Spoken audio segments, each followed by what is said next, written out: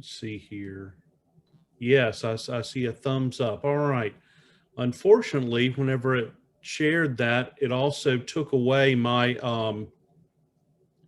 the chat. So if you have a question, um, maybe Mark, you can unmute and ask it for us, and feel free to interrupt me. That'll be fine.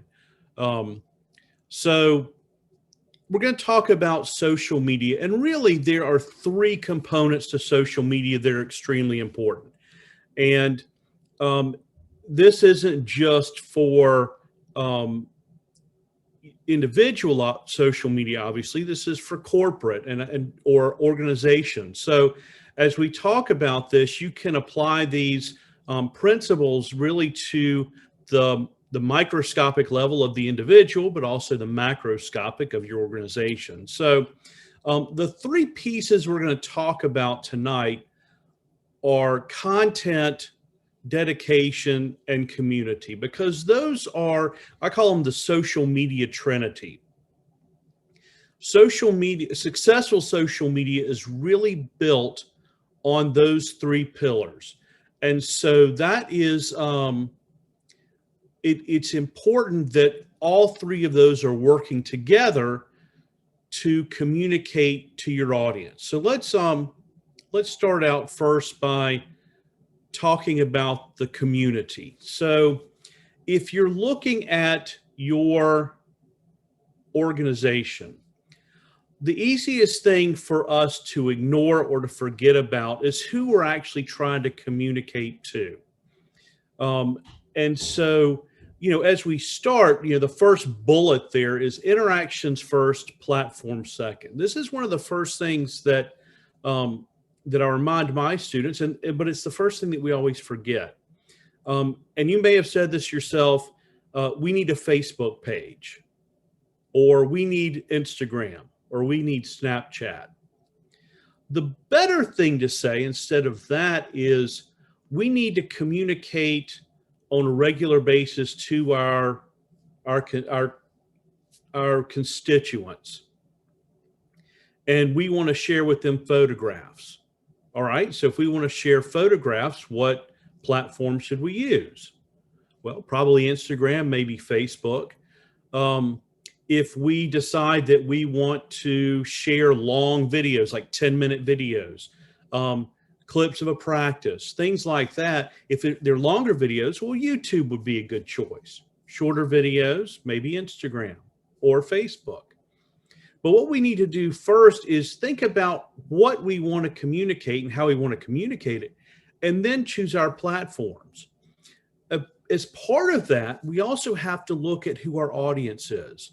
Now, one thing that's interesting, if you have, or if you work with teenagers and you were to ask them, okay, what's your favorite social media platform? If you were to ask a group of 17-year-olds about 5 years ago, they would have said probably Instagram.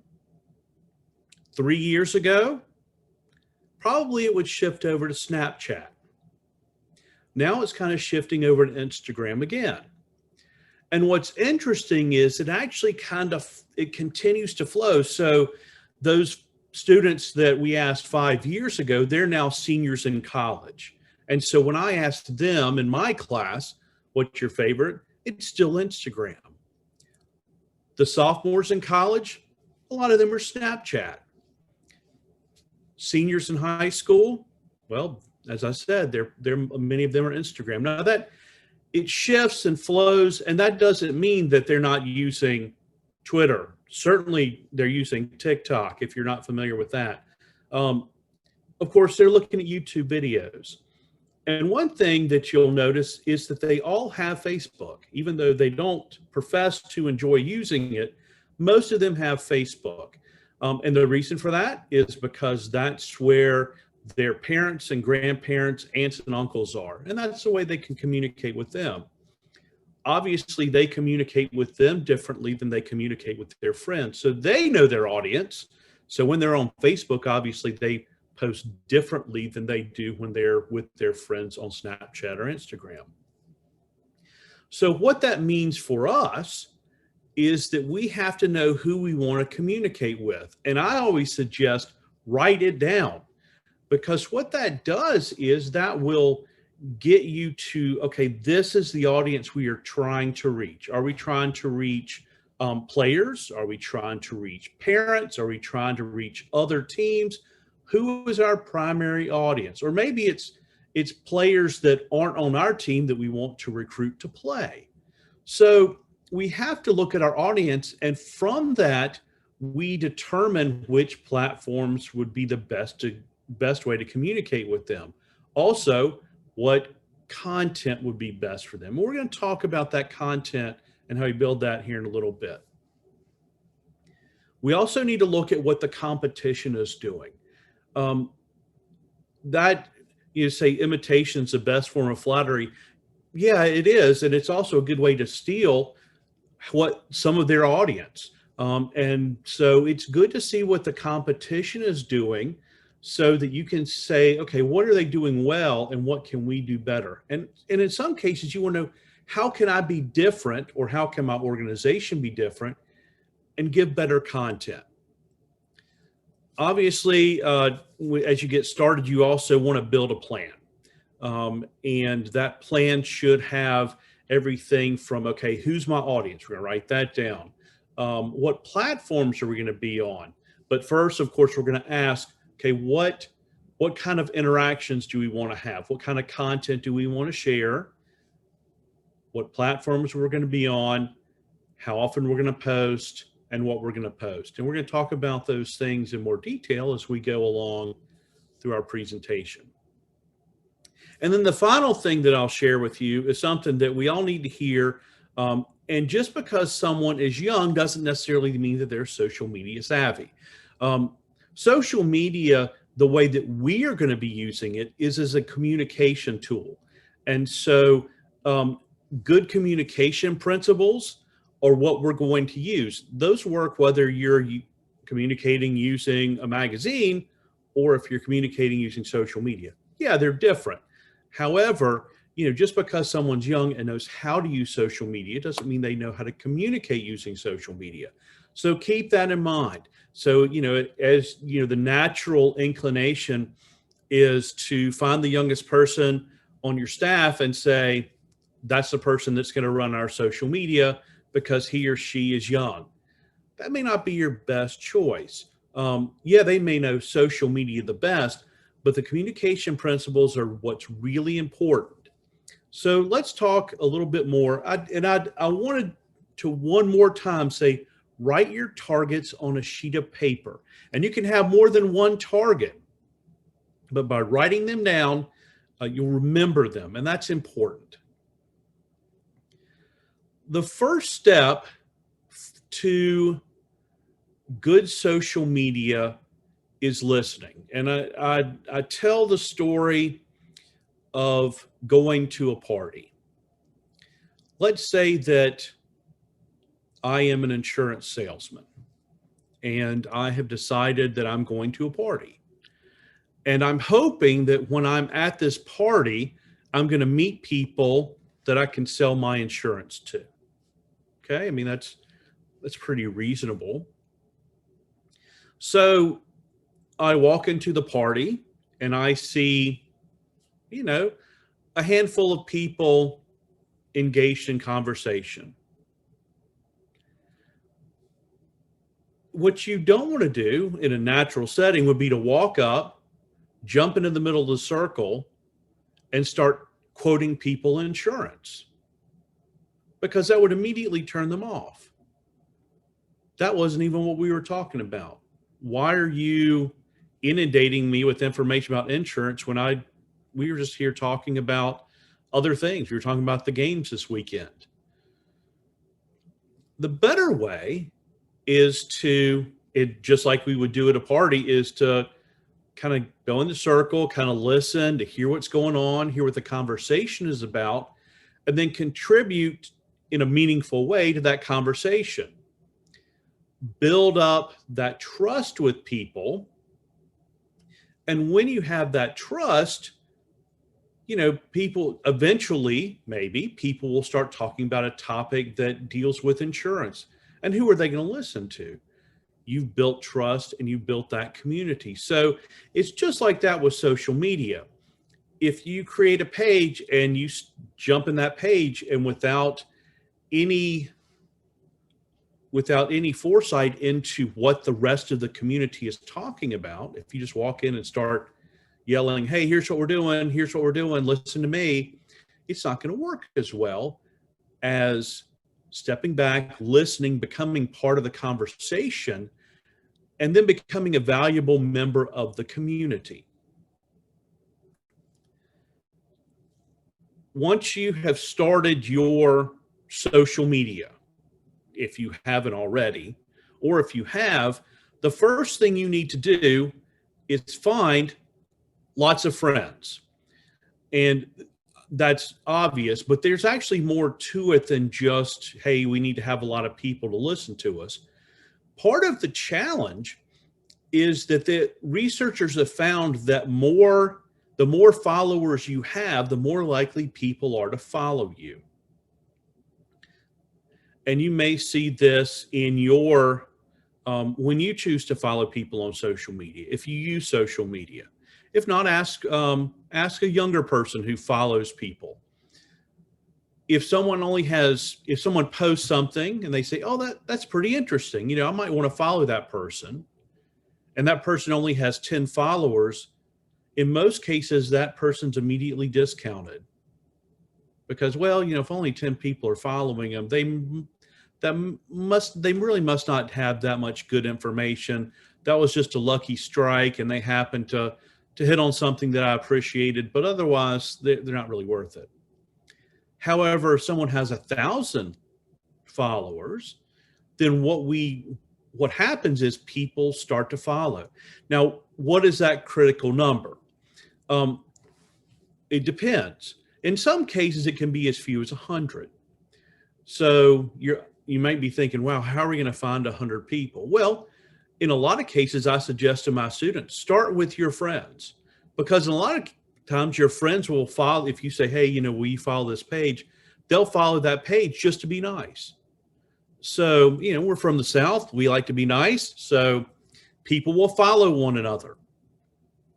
What that does is, even if they aren't active participants, their following you actually helps build your audience, because once you have more followers, you actually start to get more followers. So that's an important piece of the puzzle. So one of the things you want to look at is, okay, how many followers do we have? Are there ways that we can get more? Now, of course, we're going to probably have to follow people that are outside of our audience to get more followers, but that's okay, as long as we are sure to bring in the people that are our target audience. One of the easiest ways, beyond asking your friends to follow, is to actually look at people that you would want to follow you and follow them. In a lot of cases, when you follow somebody, they will follow you back. Now, there's a process to that. First, what I like to do is build my audience with my friends, because then I've got a base of people who are following me. Once I've got that, that's when I start following other people. Because why? Because when they see that I'm following them, they're going to come back. And if I have 100 followers, I'm going to be more successful in them following me back, as opposed to just having one or two followers. So you want to start first, building a base, and then from that base, start trying to, recruit followers by following them. We also talk a lot about social media influencers. These are people who, obviously you're probably not going to get one of the Kardashians to follow you. And that's okay, because they're not really in the same space as you want. However, there are going to be some influential people in your area that you want to follow you. They might be players. They might be influential parents of players.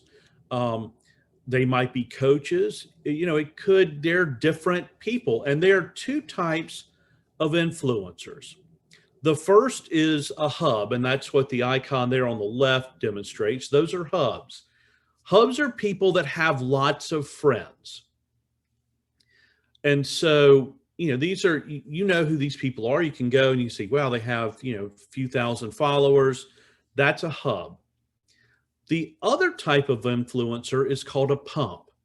A pump is someone who actually shares a lot of information, tons of information all day long. They're always sending out information. Now, you might be saying, wow, that kind of person, that turns me off because they're always sharing stuff. Well, that is true. But what we find is that because they're always sharing stuff, people assume that they're giving us the most recent news. And so we're more likely to share what they've just shared with us. So it's almost counterintuitive. So the people that are more valuable to us as followers are typically pumps, because what they do is they get more, their followers are more active with the content that they share, as opposed to a hub. If a hub just has a lot of followers but doesn't ever share anything or send anything, they're almost dead weight. Whereas a pump is more valuable. Now, even better is someone who incorporates both. They have a lot of followers and they pump out a lot of information, which in a lot of cases may be what you want to be. And so, we'll talk about the content that you might want to send out. Now, how often should we post? I get this question every semester, every time I do a presentation like this, and I ask it myself. So how often should we post? The answer to that really is it depends on your audience. It depends on the competition. It depends on how much content you have. What I generally see is that people choose to post less because they're afraid they're going to annoy their audience. And that really is probably not the best attitude to take. So Facebook, 1 to 2 times a day. Well, I've seen groups that are more successful posting 3 and 4 times a day. It really just depends on what kind of content that they have. This is one person's choice, but if you were to Google how many times should I post, you're going to see different responses. So really, look at your audience. How often are they posting? Look at your competition. How often are they posting? You can look at your different groups and determine, okay, what feels right to us. The other thing is, how often do I want to post will be determined on how much content you have. Now, you don't have to develop all of your own content. Sometimes you can share other people's content. And when you do that, you may not count that as a post from you, but that's up to you. All right, so that's all we're going to say about audience. Why don't I just pause here for a second? I don't know if anybody had any questions, or if anybody has any questions now. I don't see the questions. So, Mark, if you want to read them to me, I'm happy to answer them if anybody has any, or we'll move on to, and we'll talk about the content. Yeah, I see no questions yet. Okay. All right. Very good. So, if you have any, feel free to ask them. So let's move on to content. Now, this is a really important part. Obviously, it's one of the 3 poles that hold social media up. There are tons of different content that we can create and share on social media. And there are 3 options: words, photo, and video.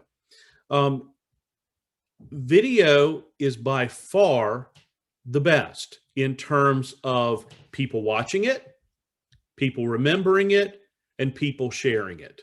By far, it's not even close. As a matter of fact, people are more likely to share and post videos, than photos and words combined.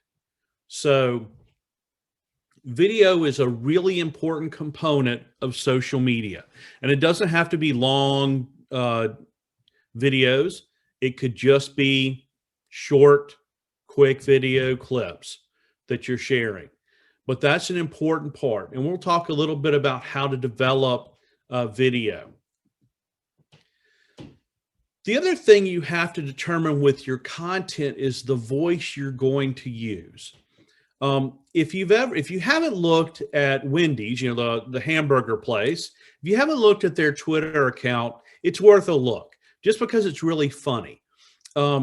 It really is. I think the best word is probably sassy.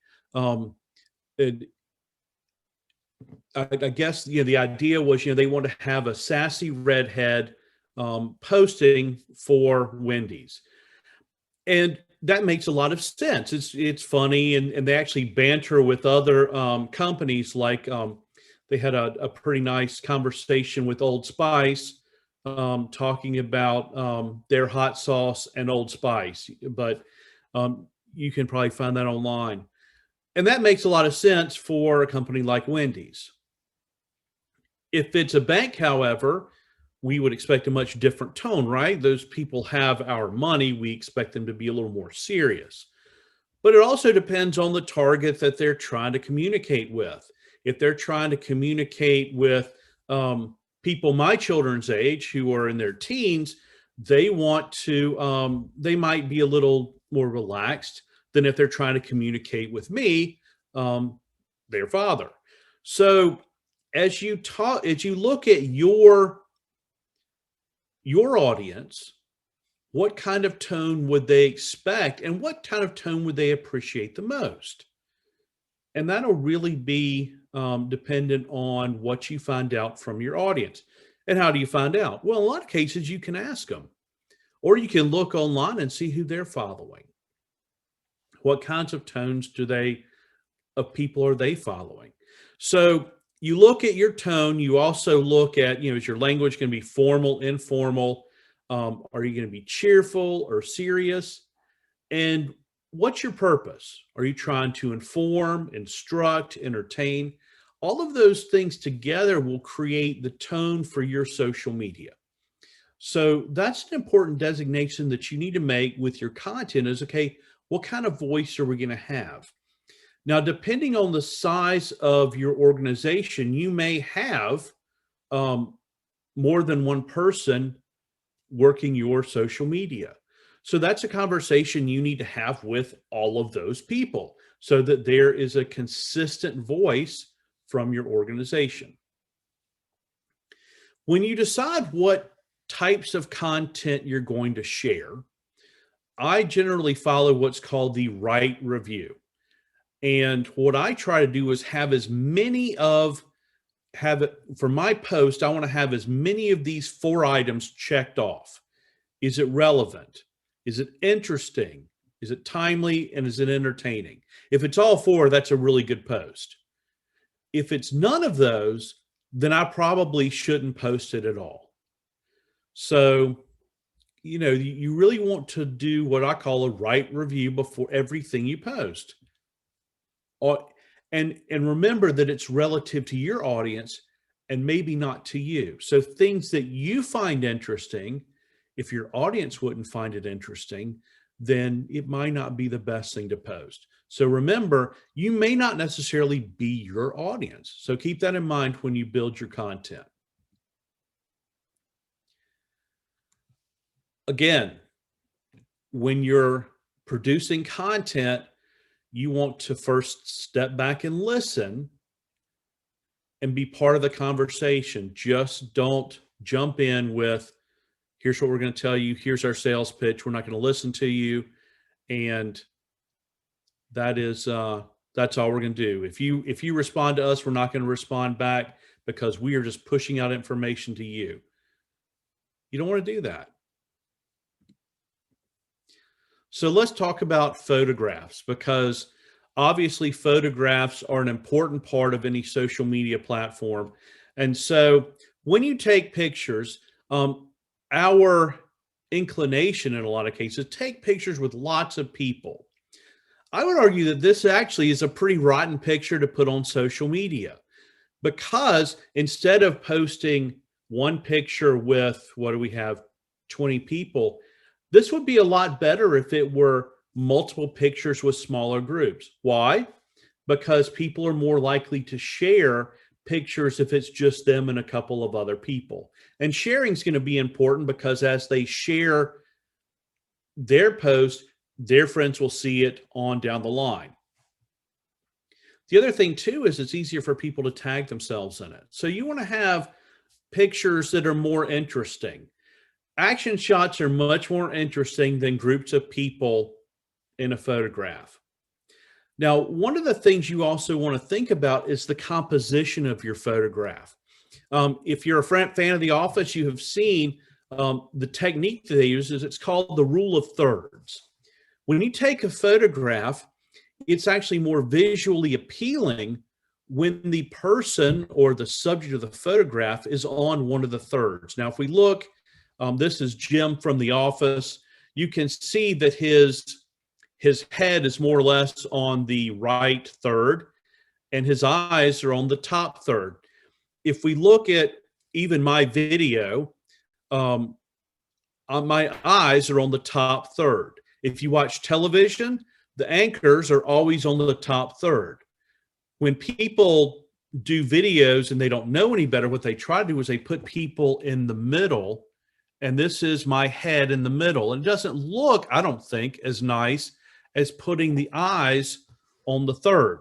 So when you take photographs or video, it's more interesting to actually line people up on the third. Now, if you've got an iPhone, and I'm sure you can do this with Android, but because most of us use iPhones, I actually have the simple directions to turn on the grid lines for your phone. And I'll tell you, professional photographers have their grid lines turned on.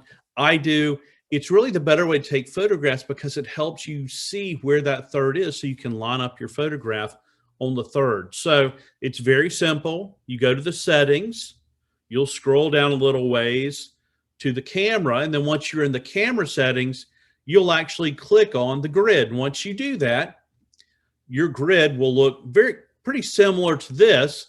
It'll actually be gray lines, and it won't interfere with the photograph, and it won't appear on the photograph, but it'll help you compose the photograph, and that'll help you take more interesting pictures.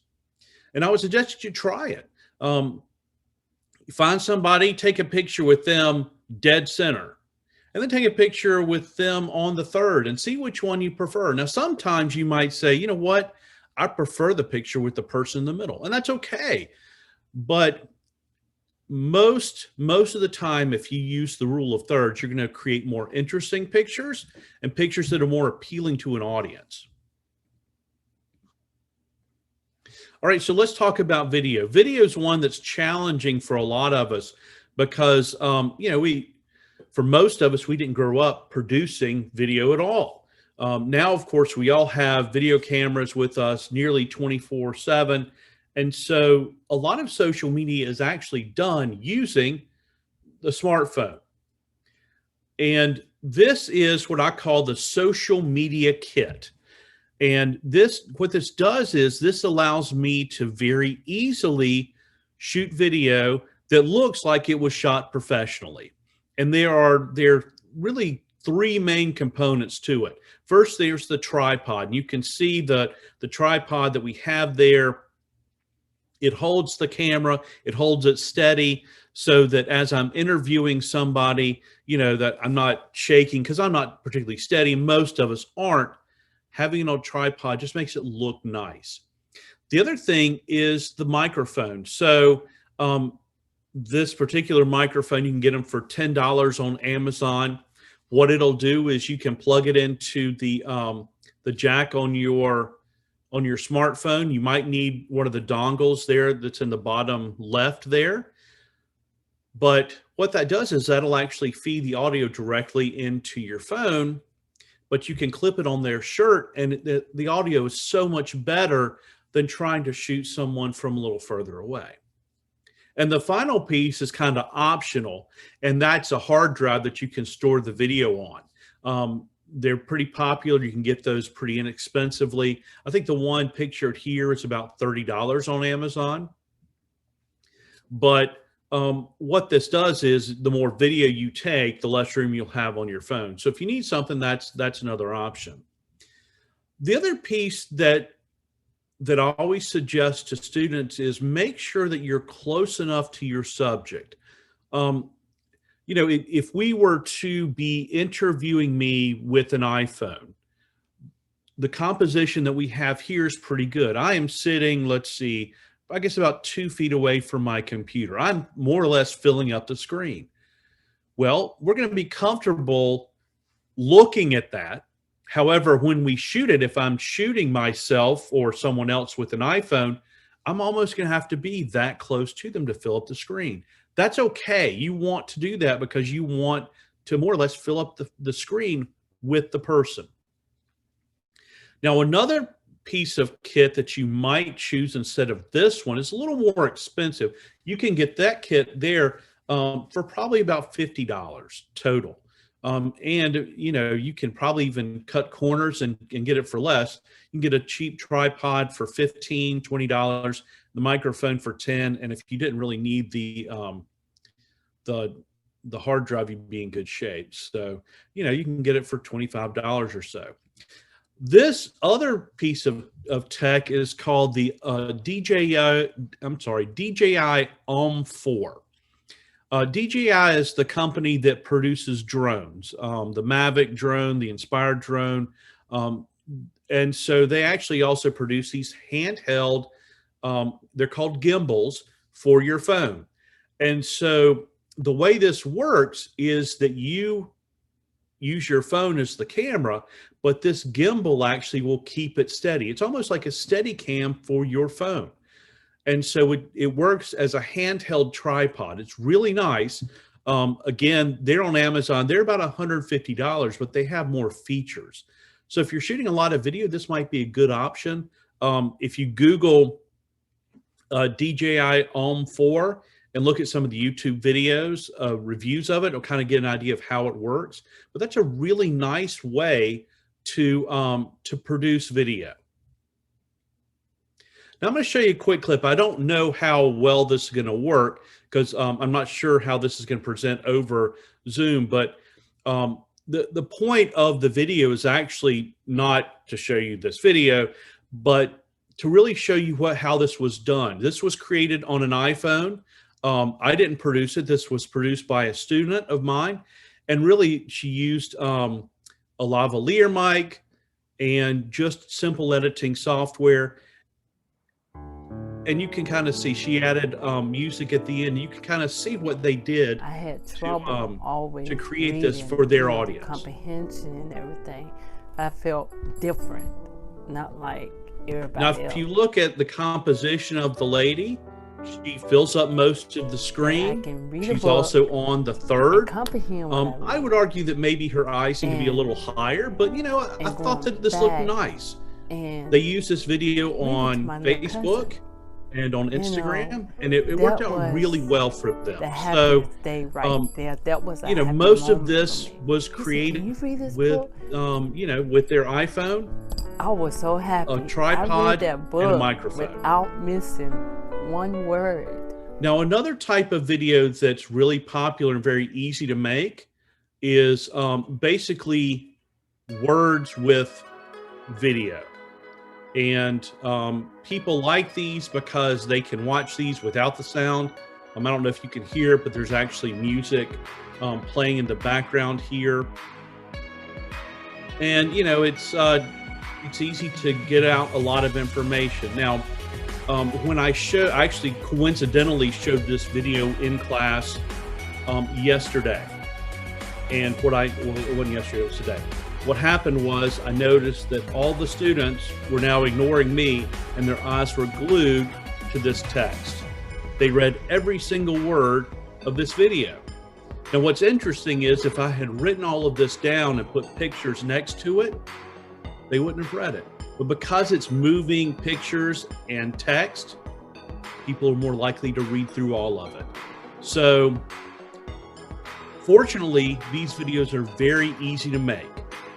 If you don't have a tool to do that yourself and you've never tried, there's a very simple one that's available for free. Adobe, that's the only thing free that Adobe will give you. But Adobe Spark, there is an app that you can use, but I always use the website. If you just go to if you Google Adobe Spark, you'll find it. And what it allows you to do is upload videos and photos and lay them out and just type text over them. It's very simple to use. It's free, but you can produce really, really nice videos. As a matter of fact, one of the projects I have for my students is to produce a couple of these quick videos because they look professional. They're very simple to do. I mean, as a matter of fact, the instruction that I have given you is all the instruction that I give them. I say, go out and do it, and they just do it because it's really simple to use. There are tutorials there, but you probably won't need them. But I suggest if you haven't been producing video, this is a good way to do it. All right, so let's talk about our very last piece of the puzzle, and that's the dedication. And the important thing is to remember that if you have to continue to communicate. You can't come out strong and I'm going to communicate every day and 3 times a day I'm going to talk and talk and talk, and all of a sudden you go silent. You lose audience that way. You also lose followers.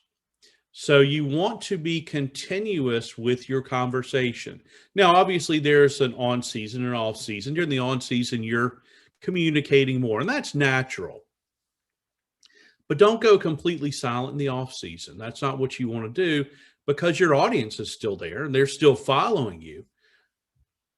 Keep the conversation going. If nothing else, share content from other people that might be interesting to your audience. Part of being dedicated really is just, planning to be dedicated. And the easiest way is to have a plan and use that plan and follow that plan. If you don't have a plan, then it's really easy to get sidetracked and not continue to post on social media. The other thing you want to do is allocate resources. One of the really nice things about social media is that it's free. The bad thing about social media is it's amazingly expensive. And when I say amazingly expensive, it takes a lot of time. And your time is valuable. It's your most important commodity. So you have to allocate those resources. Maybe don't be the only person that posts on social media. Maybe have multiple people do that. Work together. That way it doesn't fall to one person. Or if it does fall to one person, schedule ahead. You don't necessarily have to post in real time all the time. If you look at large corporations, they'll post on weekends. Well, chances are they don't have a human being sitting at a computer posting on weekends. What they've done is they've scheduled ahead. And there are tools that you can use. Obviously, Facebook, Instagram, etc. They have tools that allow you to schedule ahead. The other thing you can use is a dashboard called Hootsuite. Hootsuite is free, but it really works better if you pay for it. But for what you need, Hootsuite might be all you need. What Hootsuite is, it's a dashboard that allows you to look at all of your social media in one spot on the website. And so what you've got is you've got a column for Facebook, a column for Instagram, a column for Twitter. And you can not only see what you're posting, but you can also look at your feed and see what other people are posting. You can even follow individual groups and organizations as their own feed on your Hootsuite. So it's a dashboard that lets you look at all these different platforms all at once. But the other really nice thing that does is allows you to schedule ahead of time. And you can schedule really any type. You can schedule multiple or one post for multiple platforms all at once, any period ahead. And so what that allows you to do is it allows you to really plan ahead. So you already know maybe when a game will be. So why not go ahead and schedule that? Of course, if things change, you had to postpone a game, we can go in and you can change it. But otherwise, you can go ahead and schedule a lot of your posts ahead of time. That way you don't have to think about the mundane posts, and those are always going out on a regular basis, and your people begin to count on you for that type of information. So we've been talking for about 45 minutes. So we talked about the 3 components of social media. Again, their dedication, community, and content. And they're all equally important, because if you don't do one of them, if you just communicate and don't think about your audience, well, your social media's not going to do well. If your content's terrible, then your social media's not going to do well. And if you're not dedicated and actually continue to post, then your social media's not going to be successful. So that is really the big components for getting started and continuing your social media.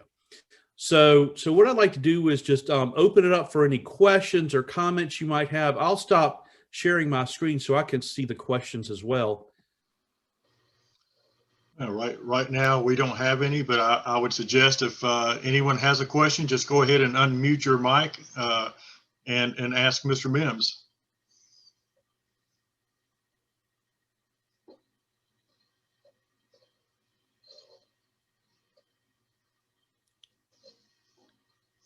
It's like a real college classroom. Everybody's just looking at me and not asking me any questions. There must be a party set up after class.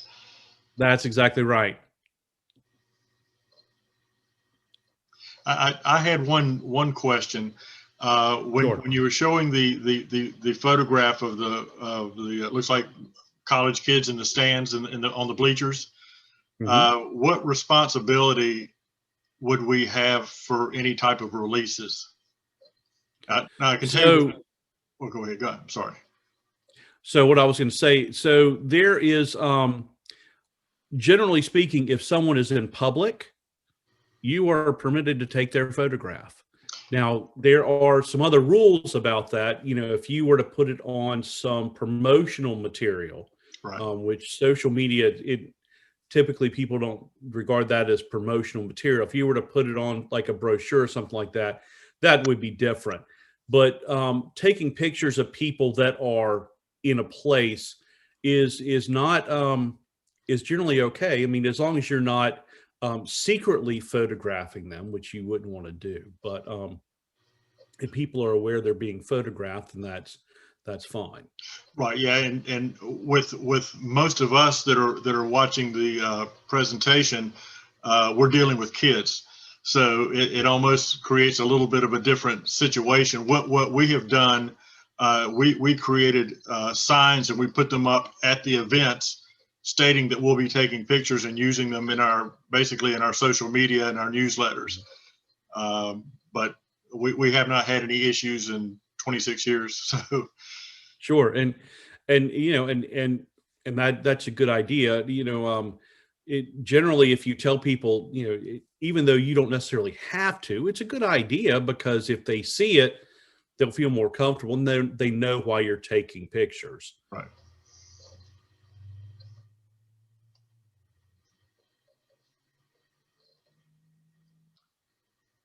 Well, if there are no other questions, I would like to remind everyone to, if you haven't, to please list your name and association in the chat box.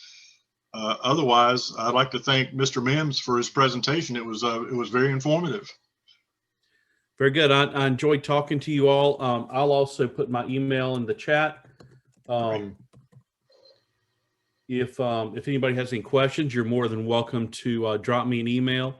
Also, if you have interns or internship opportunities, of course, I teach. We have a new social media minor as well as a social media major. So we have students that are learning social media, and part of that is to do service work for organizations. So if you have internships, drop me a line. What I'll do is I'll post those and allow students to contact you with that. Happy to help if you'd like that. And of course, if you have questions about the presentation, I'm happy to answer those as well. Great. Well, thank you very much. And everyone else, this will end the session. If you'd like to look at the other sessions we have, the link is in the chat, and we hope you have a good night. Thank you very much. Thank you. Indeed, go Panthers.